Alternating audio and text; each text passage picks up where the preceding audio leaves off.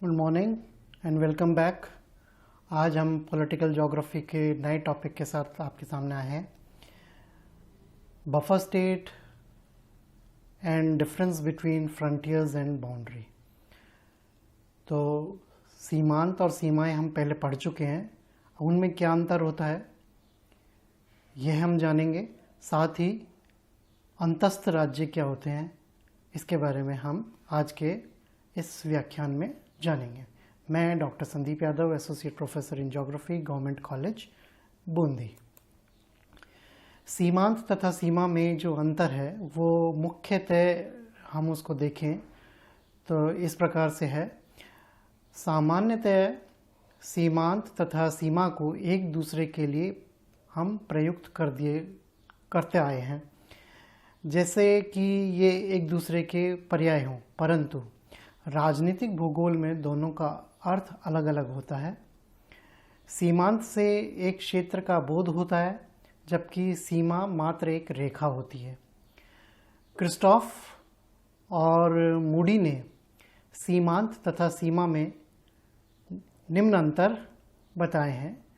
Number 1, सीमांत का झुकाव बाहर की ओर होता है, अर्थात इसका मुख्य ध्यान राज्य के परिधीय क्षेत्र की ओर होता है, जो कि खतरे का स्रोत है। इसका मुख्य कारण यह है कि यह राजनीतिक रूप से बसे प्रदेशों से काफ़ी दूर स्थित रहता है तथा बसे प्रदेशों से उसका काफ़ी कम अथवा कोई संबंध नहीं रहता है।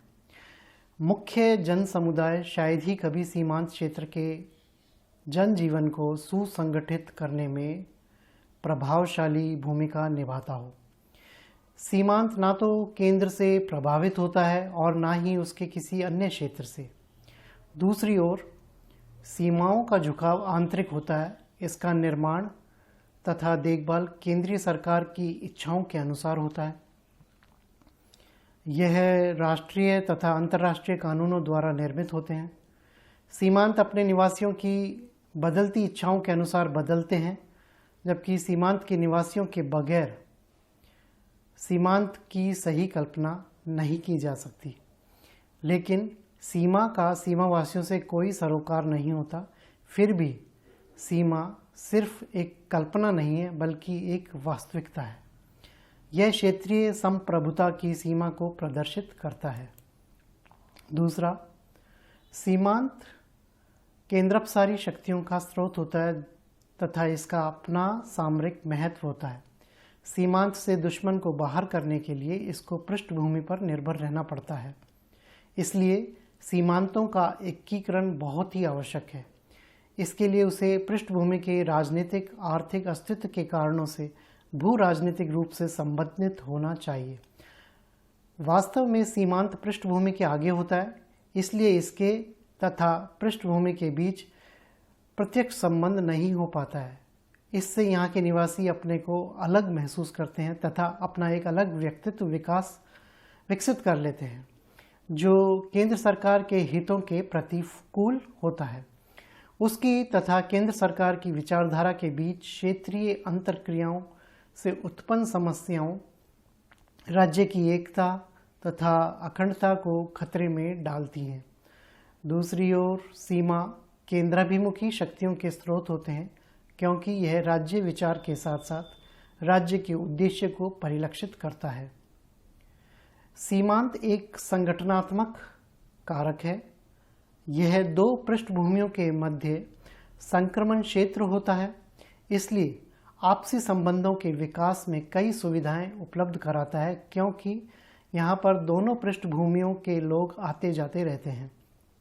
उसका प्रभाव राज्य के सामाजिक राजनीतिक संगठन तथा सांस्कृतिक संरचना पर पड़ता है।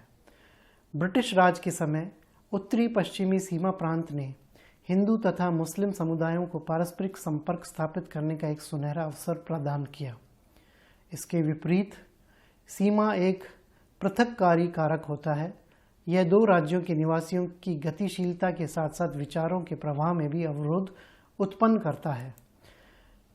अपने उद्भव में सीमांत ना तो वैधानिक संकल्पना है और ना ही राजनीतिक संकल्पना को प्रकट करती है, अपितु यह बसे हुए प्रदेशों के विकास की नैसर्गिक प्रवृत्ति को प्रकट करता है।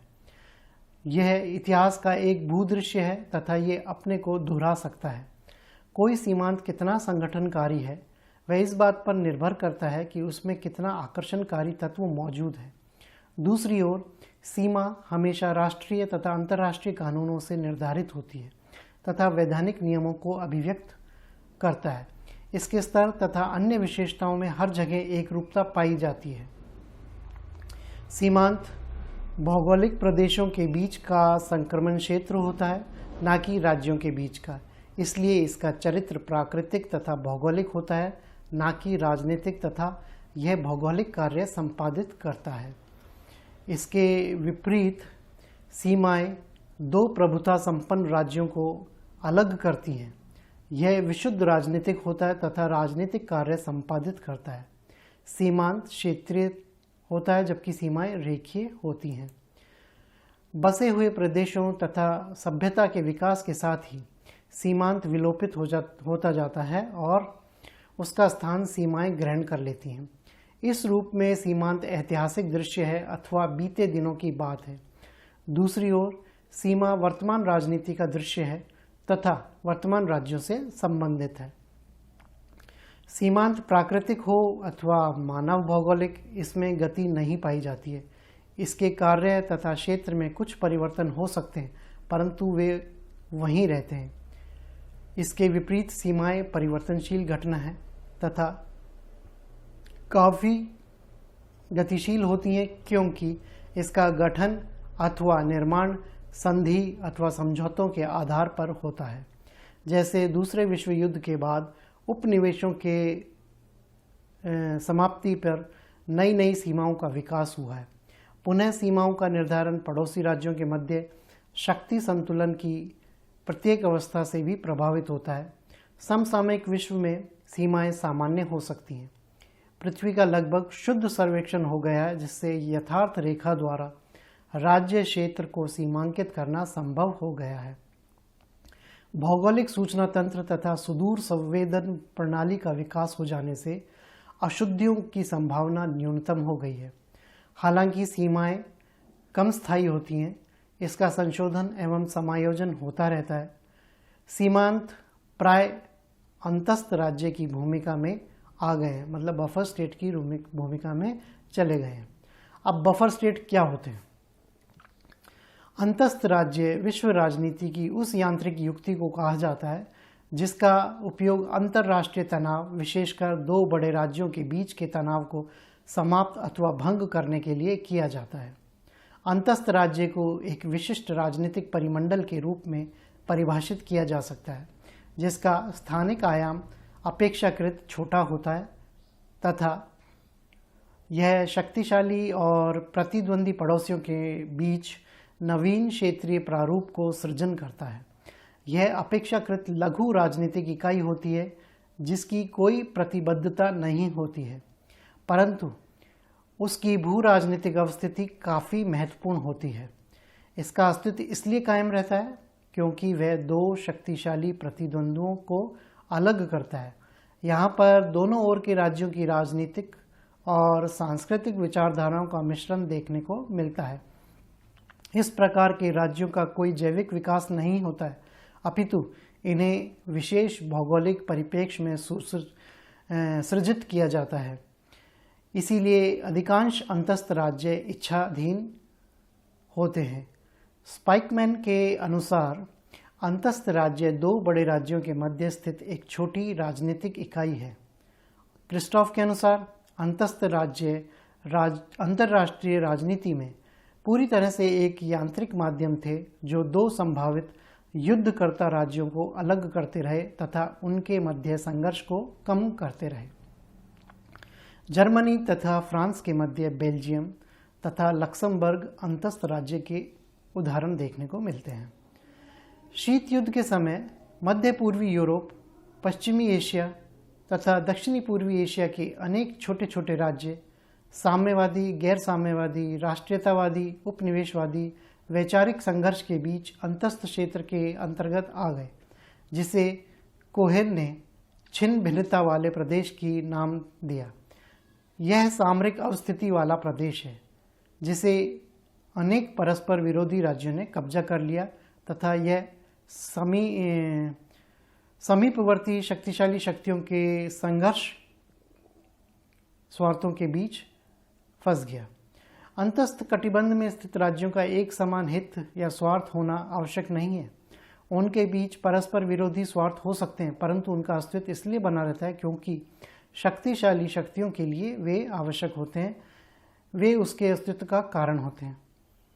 अंतर महायुद्ध काल में पूर्ववर्ती सोवियत संघ ने कुछ बाल्टिक राज्यों जैसे एस्टोनिया, लिथुआनिया, लाटविया को बलपूर्वक अपने साथ मिला लिया, जो कि अब पुनः स्वतंत्र हो गए हैं।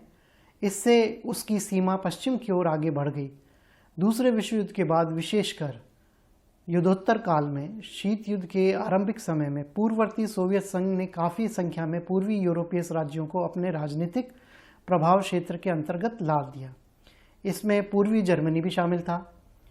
वास्तव में इन पूर्वी यूरोपीय राज्यों जैसे चेकोस्लोवाकिया, पोलैंड, बुल्गारिया, हंगरी तथा रोमानिया को अपनी राष्ट्रीयता या क्षेत्रीय पहचान को सुरक्षित रखने का अधिकार मिला हुआ था। ये सभी राज्य धीरे धीरे अनुषंगी सैटेलाइट राज्यों के रूप में विकसित हो गए और सोवियत रूस का जो पश्चिमी सीमांत बनकर रह गए।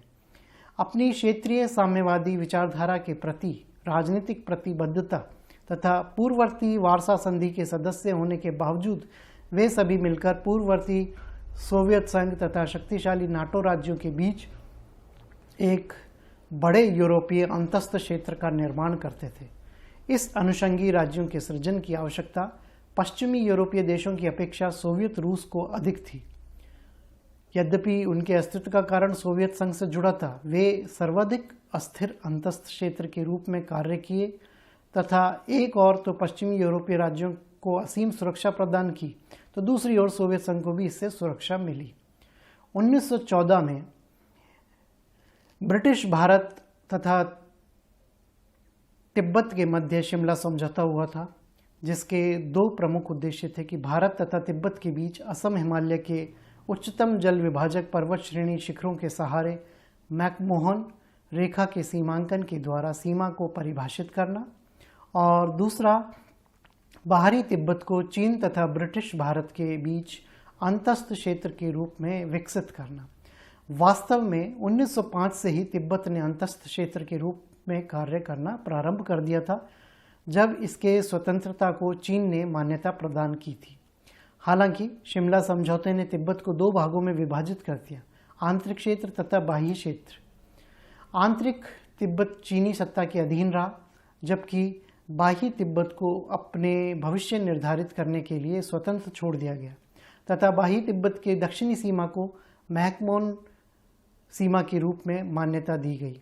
वास्तव में 1947 में ब्रिटेन की वापसी के समय तक संपूर्ण तिब्बत ब्रिटिश भारत तथा चीन के मध्य अंतस्थ क्षेत्र के रूप में कार्य करता रहा।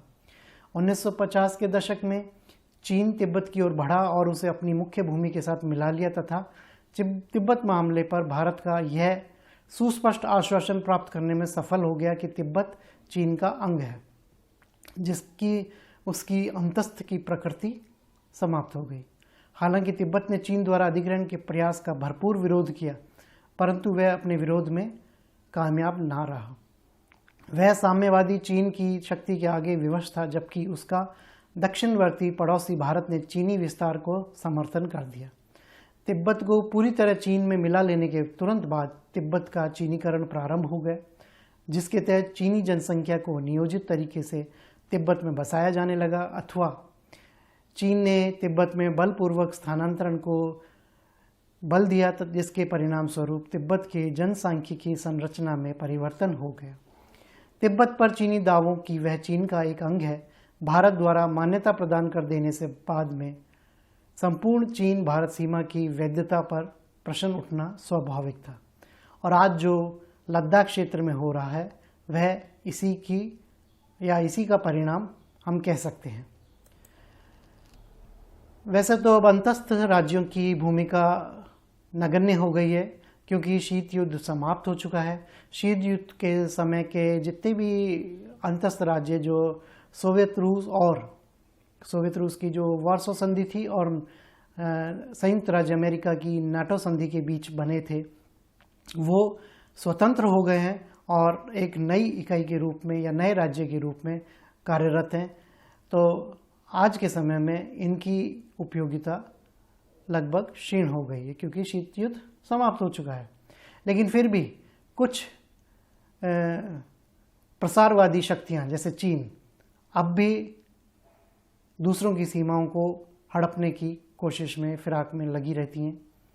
तो आज हमने जाना कि सीमा और सीमांत में क्या अंतर होता है, सीमांत किस प्रकार से धीरे धीरे अंतस्थ राज्यों की भूमिका में चले जाते हैं, और अंतस्थ राज्य में हमने ये जाना कि अंतस्थ राज्यों की आज के समय में क्या भूमिका है। आज के लिए इतना ही, धन्यवाद। हम शीघ्र आपके साथ दूसरे व्याख्यान के लेकर उपस्थित होंगे। आज के लिए इतना ही।